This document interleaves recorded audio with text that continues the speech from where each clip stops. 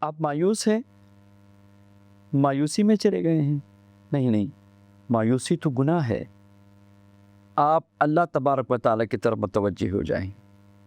اگر آپ قرآن پاک پڑھی ہوئی ہیں تو آپ ایک بار سورہ یاسین پڑھ لیں۔ اگر آپ نے قرآن پاک نہیں پڑھا تو سورہ یاسین سن لے، موبائل سے سن لے، کسی قاری سے سن لے۔ اگر یہ بھی ممکن نہیں ہے تو آپ 100 دفعہ سورہ اخلاص پڑھ لیجئے۔ اس کے بعد اب صرف 40 مرتبہ یہ دعا پڑھ لیجئے، یا بدیع العجائب بالخیر یا بدیع ارحمنی، یا بدیع العجائب بالخیر یا بدیع ارحمنی۔